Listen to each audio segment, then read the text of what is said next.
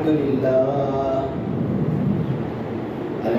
لله نحمده ونستعينه ونستغفره ونؤمن به ونتوكل عليه ونعوذ بالله من شرور أنفسنا ومن سيئات أعمالنا من يهد الله فلا مضل له ومن يضلل فلا هادي له ونشهد أن لا إله إلا الله وحده لا شريك له ونشهد أن سيدنا ومولانا وحبيبنا محمدا عبده ورسوله الحمد لله وكفى والصلاة والسلام على رسوله المصطفى وعلى عباده الذين ارتضى ومن بهداهم اهتدى وبآثار أهل المدينة اكتفى أعوذ بالله من الشيطان الرجيم بسم الله الرحمن الرحيم والتين والزيتون وطور سينين وهذا البلد الأمين لقد خلقنا الإنسان في أحسن تقويم ثم رددناه أسفل سافلين إلا الذين آمنوا وعملوا الصالحات فلهم أجر غير ممنون فما يكذبك بعد بالدين أليس الله بأحكم الحاكمين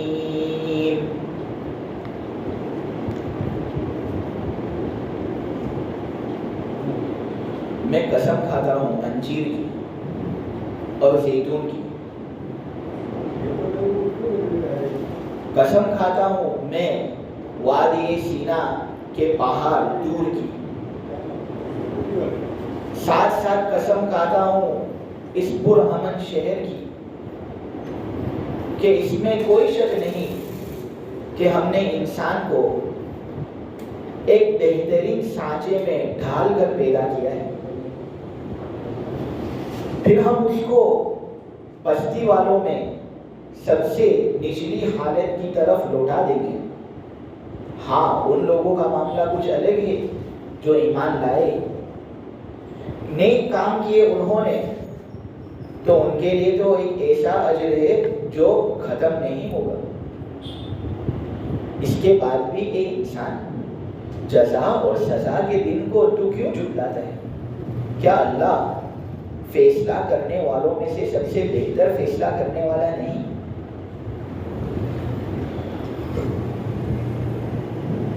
اللہ ہی کے فضل سے سورہ تین کی تفسیر شروع ہو گئی، چھوٹی چھوٹی صورتیں آ رہی ہے جس سے پڑھنے والا اندازہ لگا سکتا ہے کہ 30واں پارہ ختم ہونے کے قریب ہے۔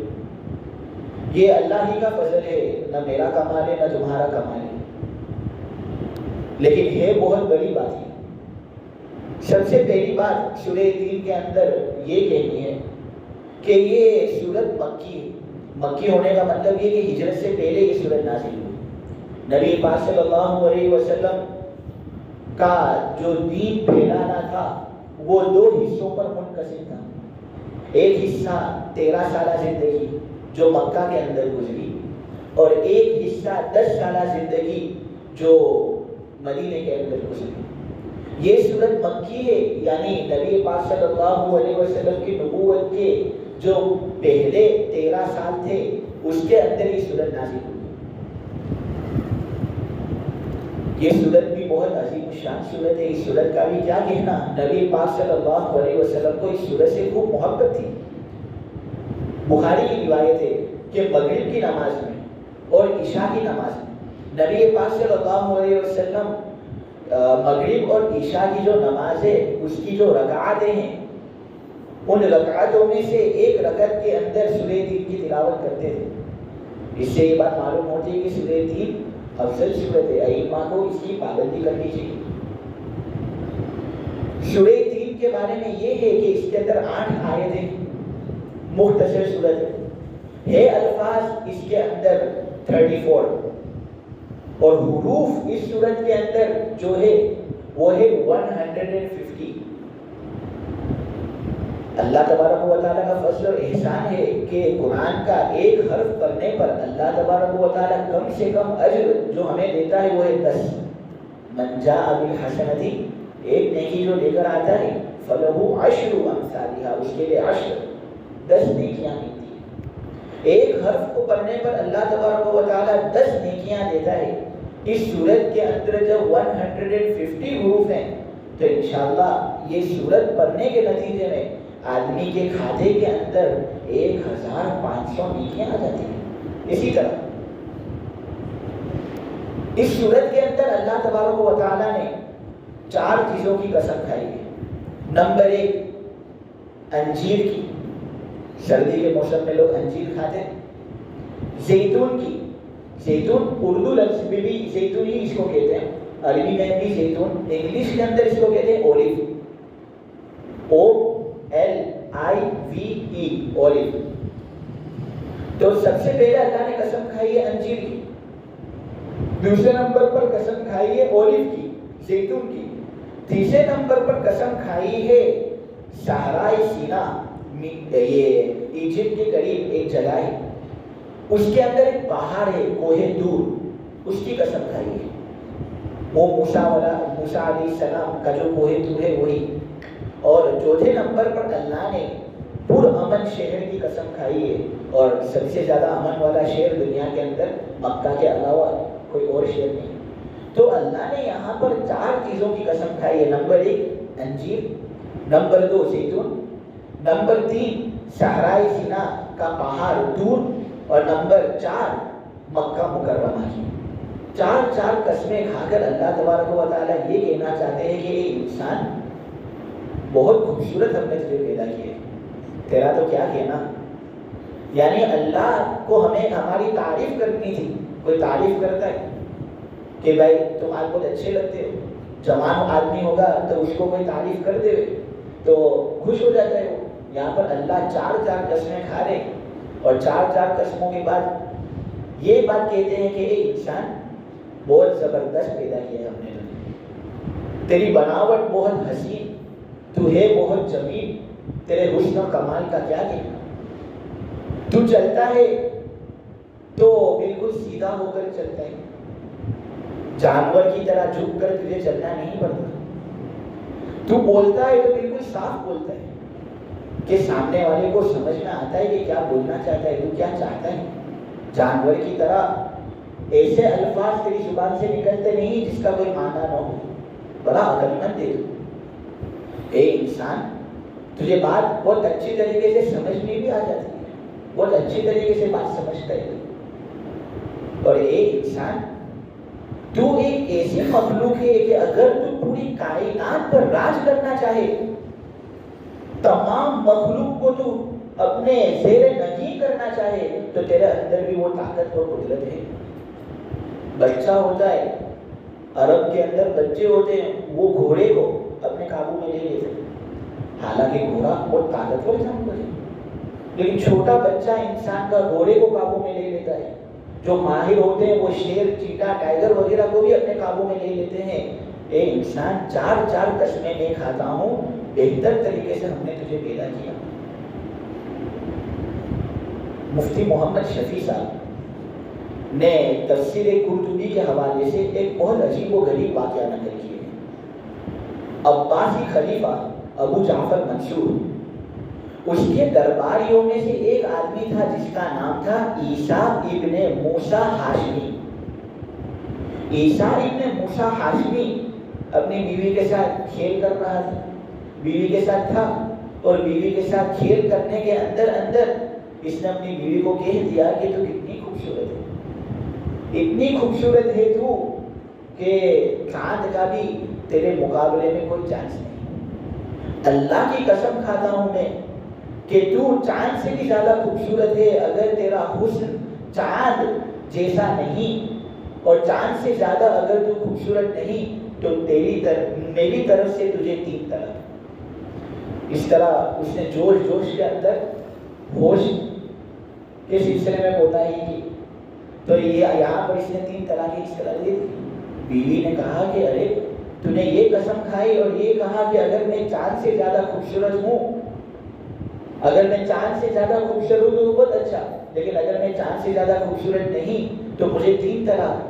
चांद कहाँ मैं कहाँ, फौरन पर्दे के अंदर चली गई और बेचारे की पूरी रात इस तरह बेकाबी के अंदर गुजरी। सुबह के वक्त इसने तमाम उलमा को जमा किया और सबसे इसने मसला दरियाफ्त किया कि भाई ये मामला हुआ, मैंने अपनी बीवी से ये जुमला कहा था और कहा था कि अगर तेरा हुस्न चांद से ज्यादा खूबसूरत नहीं तो तुझे 3 तलाक। क्या मेरी बीवी मेरे से अलग हो गई? तमाम उलमा ने मसला बता दिया कि जी चांद की खूबसूरती कहाँ और तेरी बीवी की खूबसूरती कहाँ। तुम देखो तो सही, चांद अजीम शान सितारे आसमान के अंदर होते हैं, उनमें से भी चांद एक दुर्र इम्तियाज का हामिल है, वो कहाँ और जमीन पर रहने वाली तेरी बीवी कहाँ। इसको तलाक हो गई, अब दूसरी निकाह के अंदर अपना जी लगा लो। फिर इमाम अबू हनीफा रहमतुल्लाह अलैह के एक शागिर्द, उनको ये मसला पहुंचा, वो दरबार के अंदर आए, चुपचाप बैठे हुए थे। अक्सर जो चुपचाप लोग बैठे होते हैं ना, उनके दिल के अंदर ही इल्म का समंदर हुआ करता है, बहुत ज्यादा बातचीत करते नहीं। तो ये भी बिल्कुल बातचीत इन्होंने बहुत ज्यादा की नहीं। फिर ये मसला जब सब लोगों ने बता दिया ना, तो फिर इन्होंने सबके सामने जाहिर किया कि भाई तलाक क्यों नहीं हुई। तो इन लोगों ने ये कहा कि चांद चूंकि तुम्हारी बीवी से ज्यादा खूबसूरत है इसलिए तलाक नहीं हुई। मैं कुरान की आयत नंबर 5 सूरह 3 की उसको पेश करता हूँ। आयत नंबर 4, लक़द ख़लक़नल इंसान फ़ी अहसनि तक़वीम। अल्लाह ने ये कहा कि एक इंसान सबसे ज्यादा खूबसूरत अगर मैंने किसी मखलूक को पैदा किया तो वो तुझे पैदा किया। चांद हो, आसमान हो, लहलहाता हुआ समंदर हो, फरिश्ते हो, जो भी हो, इंसान उन तमाम मखलूकात से ज्यादा खूबसूरत है। कुरान ये कहता है, मैं ये नहीं कहता। कुरान को अगर मानते हो तो इसका फतवा ये है कि तुम्हारी बीवी को तलाक नहीं होगी। वाकया तो ये समझाना था कि देखो इंसान कैसा जबरदस्त है। इस सूरत के अंदर सबसे पहली बात अल्लाह तबारक व तआला ने जिसकी कसम खाई वो है अंजीर। अंजीर भी एक जबरदस्त फल है। ये फल इतना जबरदस्त है कि इसका कोई छिलका नहीं होता, और अंजीर ऐसा फल है कि इसके पूरे हिस्से से आदमी फायदा उठाता है। कोई बीज वगैरह भी इसके अंदर होता नहीं है कि जिसको निकालना पड़ता हो। इस अंजीर की तरह ही एक मुसलमान आदमी की रूह होती है।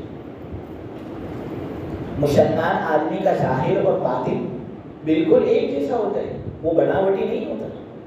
उसका जाहिर भी पाक, उसका बातिन भी पाक। और मुमिन आदमी के हर जुज़ से मखलूकात इंसान को कुछ न कुछ फायदा पहुंचता है। अंजीर भी ऐसा है कि इसका जाहिर भी एक जैसा, इसका बातिन भी एक जैसा।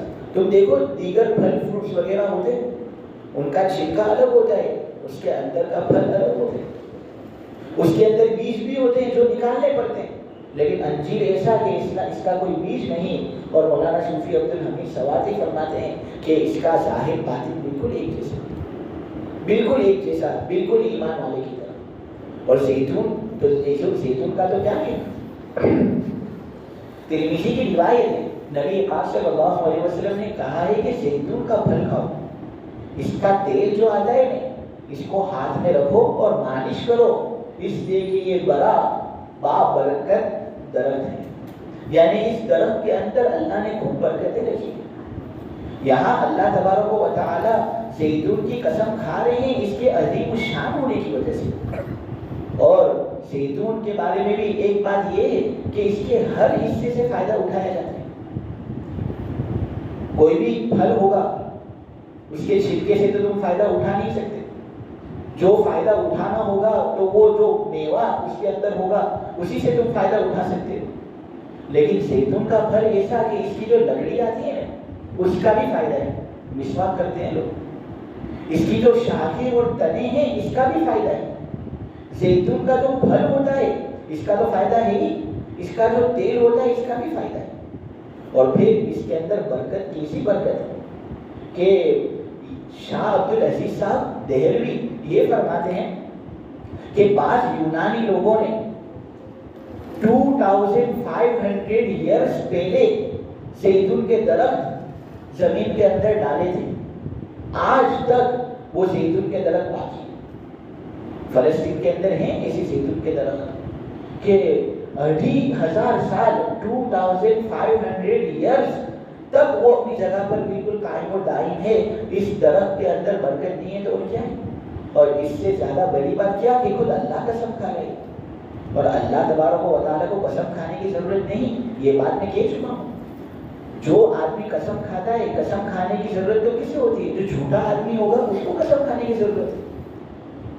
کسی کی بات پر اعتماد نہ ہو تو وہ آدمی اپنا اعتماد لوگوں پر ظاہر کرنے کے لیے قسم کھاتا ہے تاکہ لوگ اس کی بات پر بھروسہ کریں۔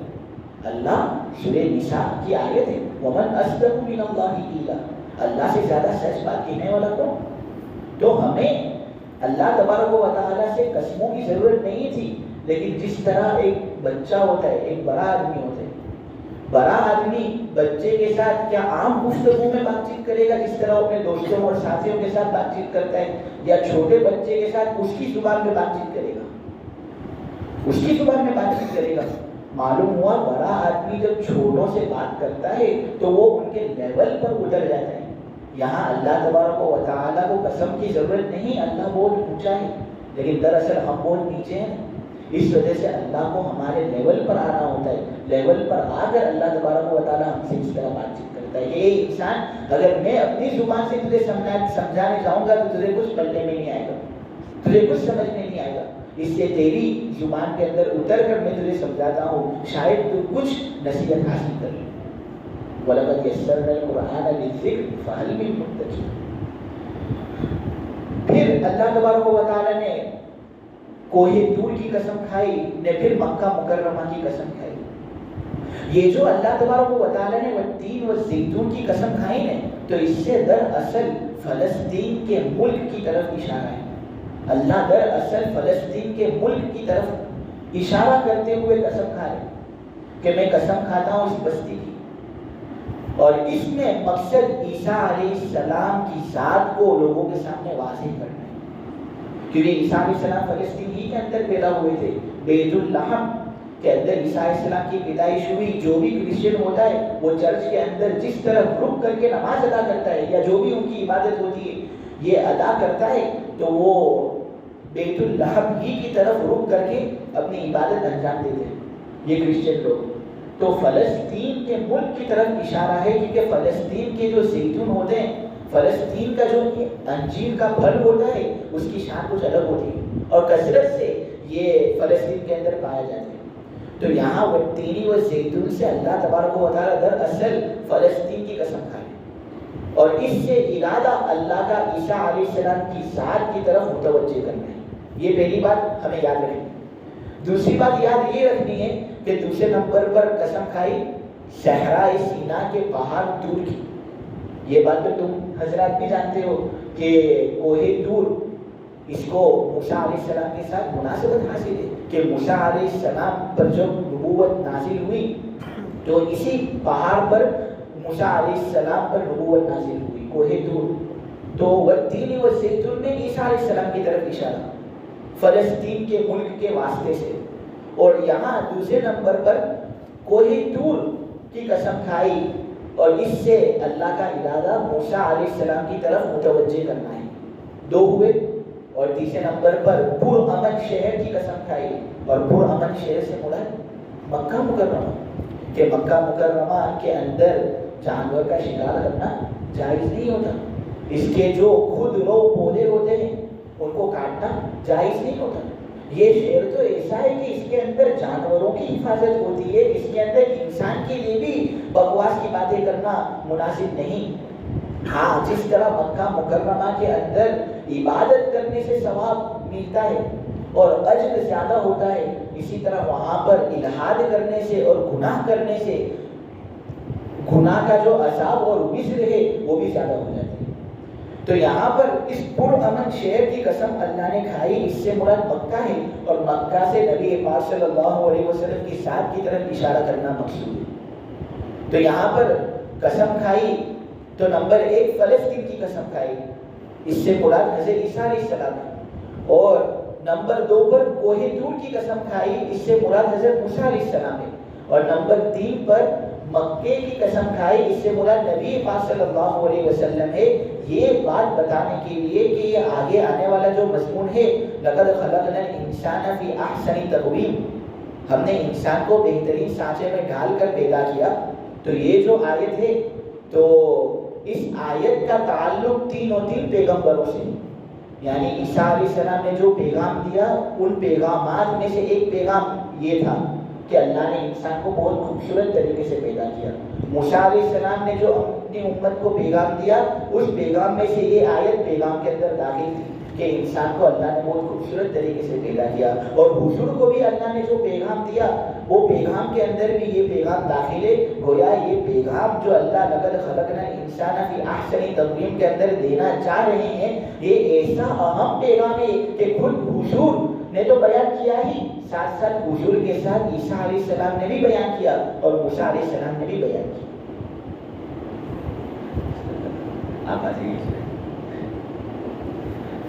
تو یہاں پر یہ جو پیغام جو دیا گیا ہے یہ ایسا پیغام ہے کہ حضور بھی دے رہے، عیسیٰ علیہ السلام بھی دیتے تھے اور موسیٰ علیہ السلام بھی دیتے تھے۔ اس سے معلوم ہوا کہ یہ پیغام بہت اونچا پیغام، یعنی انسان کو واقعتاً اللہ تبارک و تعالی نے بہت بہتر طریقے سے پیدا کیا۔ تم غور کرو، آدمی غور کرے، آئینے کے اندر روزانہ ہر آدمی آئینے کے اندر اپنا چہرہ دیکھے، آنکھوں پر اس کی نظر جائے گی۔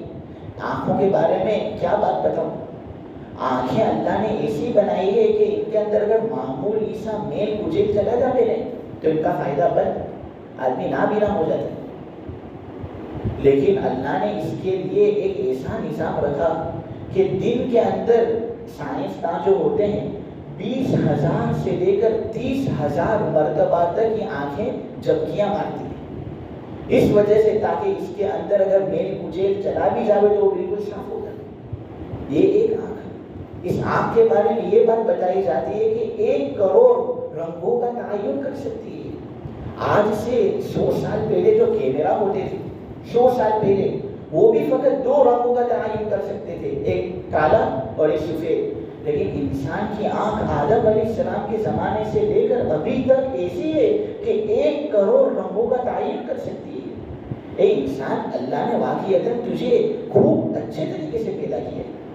پھر انسان کی آنکھوں کے بارے میں یہ بھی ہے کہ اس کی جو صفائی ہے 576 میگا پکسل، آئی فون جو سب سے نیا ایڈیشن ہے آئی فون کا، آئی فون 13 پرو، اس کے اندر 12 میگا پکسل غالباً کیمرہ کی صفائی ہے۔ کتنا صاف کیمرہ ہے، 12 میگا پکسل کیمرہ جب اتنا صاف، انسان کو 1400 سال لگ گئے، بلکہ یہ تو حضور کے زمانے سے حضور کے زمانے سے میں بات کر رہا ہوں، ورنہ آدم علیہ السلام سے لے کر ابھی تک انسان فقط 12 میگا پکسل والا کیمرہ بنا سکی۔ اللہ نے شروع ہی سے انسان کی آنکھوں کے اندر 576 میگا پکسل رکھے۔ یہ انسان کی آنکھ، ایک آنکھ کے بارے میں بات ہو رہی ہے، ایک آنکھ۔ اس کے بعد جو ناک ہوتا ہے، اس کے بارے میں جو سائنسداں ہوتے ہیں وہ یہ کہتے ہیں کہ سب سے زبردست ایئر فلٹر اگر دنیا کے اندر ہو تو وہ یہ ناک۔ انسان اس کے ذریعے سے ہر روز سانس لیتا ہے، سانس نکالتا ہے۔ یہ اللہ تبارک و تعالیٰ کا فضل نہیں ہے تو اور کیا ہے، لیکن پھر بھی انسان ناشکری کرتا ہے۔ یہ آنکھیں کیا اللہ نے ہمیں اس لیے دی کہ ہم ان چیزوں کی طرف دیکھیں جن چیزوں کی طرف دیکھنا اللہ نے ہم پر حرام کیا؟ نہیں، یہ آنکھیں تو اللہ نے اس لیے دی تاکہ ہم دیکھیں آسمان کی طرف، زمین کی طرف، لیکن ان چیزوں کی طرف ہم نے دیکھا نہیں، ہم نے دیکھا ان چیزوں کی طرف جن چیزوں کی طرف دیکھنا اللہ نے منع فرمایا۔ خیر، تو انسان کا جو وجود ہے وہ سب سے بہتر وجود ہے، اور انسان کا جب اتنا بڑا وجود ہے اور اتنا زبردست وجود ہے، تو اس کا تقاضا یہ ہے کہ انسان اللہ کی فرما برداری کرے، نافرمانی نہ کرے۔ نافرمانیوں کے اندر من جملہ ایک نافرمانی وہ نافرمانی ہے جو آئندہ کل ہونے والی ہے۔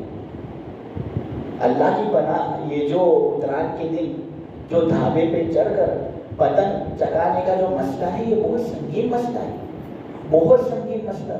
ڈاکٹر PS نجار نے اپنی کتاب پنجاب مغل بادشاہ کے آخری دور میں اس کے اندر یہ بات لکھی ہے کہ زکریا خان مغل کے جو اخیر کے بادشاہ ہیں ان میں سے ایک زکریا خان نامی بادشاہ، ان کے دورے حکومت کے اندر ایک آدمی اس نے گستاخی اور فقط نبی پاک صلی اللہ علیہ وسلم کی گستاخی تو کی ہی، ساتھ ساتھ ان کی بیٹی حضرت فاطمہ رضی اللہ تعالی عنہا جو سیدۃ النساء اہل الجنہ، جنتی عورتوں کی سردار ہیں، ان کے بارے میں نازیبا الفاظ استعمال کیے۔ اس کا نام تھا حقیقت رائے۔ حقیقت رائے شخص نے گستاخانہ الفاظ ہمارے نبی کے بارے میں استعمال کیے اور ہمارے نبی کے بارے میں غلط الفاظ استعمال کرنے کے بعد ان کی بیٹی کے بارے میں برا بھلا کہا۔ تو اس زمانے میں تو چونکہ مسلمانوں کی حکومت تھی تو اس کا صفایا کر دیا گیا، اس کو قتل کر دیا گیا۔ اس کو جب قتل کر دیا گیا تو لاہور کے اندر ایک ہندو تھا جس کا نام تھا کالو رام۔ کالو رام ہندو تھا، اس نے اس گستاخان جو آدمی گستاخی جس نے کی یعنی گستاخ رسول، اس کے غم کے اندر نہیں، جو گستاخ رسول تھا جس نے گستاخی کی، اس نے اس کی خوشی کے اندر کہ چونکہ اس نے گستاخی کی ایک مندر بنایا اور پھر اس نے ایک میلہ لگایا اور پھر میلے کے اندر لوگوں نے پتنگیں اڑائی۔ اب دیکھو یہ میلہ جو لگا تھا اس کے اندر لوگوں نے جو پتنگیں اڑائی، اسی سے اتران کی نسبت ہے۔ اب دیکھو آدمی ڈھابے پر چل تو جاتا ہے اپنے دوستوں کی سنگت کے اندر، لیکن اسے یہ معلوم نہیں ہوتا کہ یہ جو پتنگ چگانا ہے اس کے بنیاد اور اس کا جو پہلا لیول تھا وہ نبی پاک صلی اللہ علیہ وسلم کی گستاخی تھی۔ اور پھر اس پر چڑھ کر ڈھابے پر چڑھ کر بد نظریاں ہوتی ہے، میوزک وغیرہ کو سننا ہوتا ہے، تو یہ اللہ تبارک و تعالیٰ کی نعمتوں کی ناقدری ہے۔ اللہ نے ہمیں آنکھ دیے، کان دیے اور یہ نعمتیں دی اس لیے تاکہ ہم ان کا صحیح استعمال نہ کریں، یہ نہیں کہ ہم ان کا غلط استعمال کریں۔ اللہ تبارک و تعالیٰ عمل کی توفیق عطا فرمائے۔ ایک بزرگ تھے، اس بزرگ سے کسی نے پوچھا کہ کیا تم بہتر ہو یا یہ کتا؟ اس بزرگ نے کہا کہ اگر میرا خاتمہ ایمان پر ہوا ہے تو یہ کتا کیا، میں تو فرشتوں سے بھی افضل ہوں، کیونکہ فرشتے ایسے ہیں کہ وہ گناہ کر نہیں سکتے، وہ ایسے ہیں کہ ان سے گناہ ہو ہی نہیں سکتے، تو وہ گناہ کریں گے بھی نہیں۔ لیکن انسان ایسا ہے کہ گناہ کر سکتا ہے، وہ چاہتا ہے، اگر وہ چاہے تو ہر کام کر سکتا ہے، لیکن انسان کو کیا چیز روکتی ہے؟ ایک ایمان والے کو اللہ کا ڈر روکتا ہے۔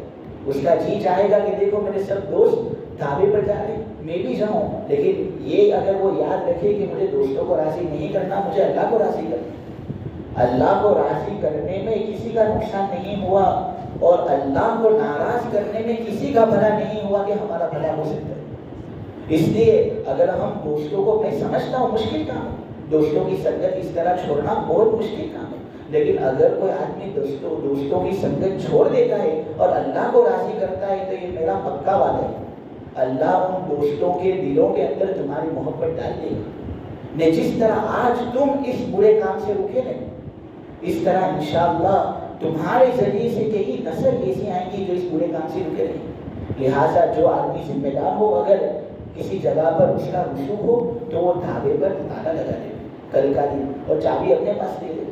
نے اگر نہ کر سکتا ہو اتنا تو کم سے کم جو اپنے ماں تحت لوگ ہیں ان کو تعلیم دے، اپنے بچوں پر نظر رکھے، چھوٹے چھوٹے ہوتے ہیں لیکن چل جاتے ہیں وہ بھی، ان پر بھی کڑی نظر ہو ہماری کہ وہ کہیں اس دن کسی دوسری جگہ تو نہیں جانے والے، کہیں ڈھابے پر تو چلنے نہیں والے۔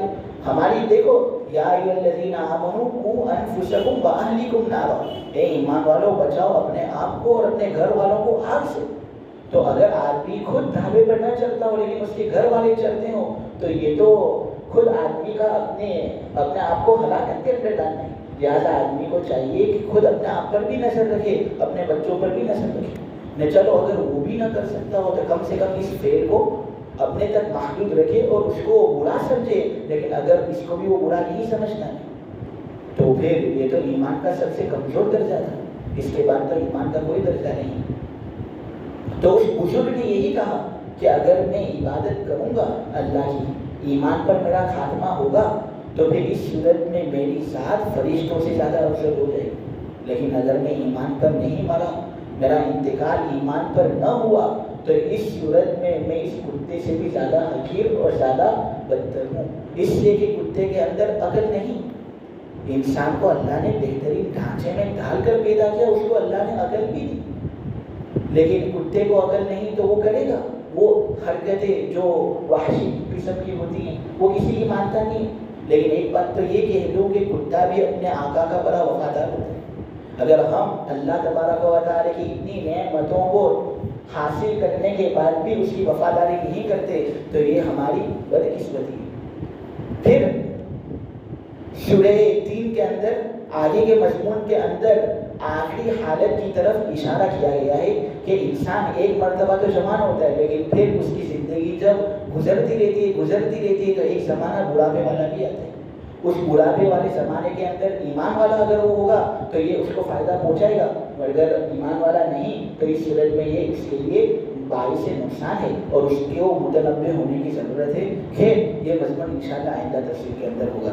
اللہ تبارک و تعالیٰ عمل کرنے کی توفیق عطا فرمائے. اور یہ جو قدرات کے متعلق بات ہے اس کے بارے میں ایک بات میں یہ بھی کہہ دوں کہ اس کے اندر ایک تو یہ کہ اس کی بنیاد ایک ایسے آدمی کے ذریعے سے رکھی گئی تھی جو گستاخ رسول تھا, اور جس نے ایسا آدمی تھا جس نے رسول کی گستاخی کی اور رسول کے بیٹے کی گستاخی کی. یہ ایک بات تو ہے ہی. پھر دوسری بات یہ کہ اس کے ذریعے سے جانوروں کو تکلیف پہنچانا بھی ہوتا ہے, اور جانور کیا انسان بھی کہیں کہیں ایسے ہوتے ہیں.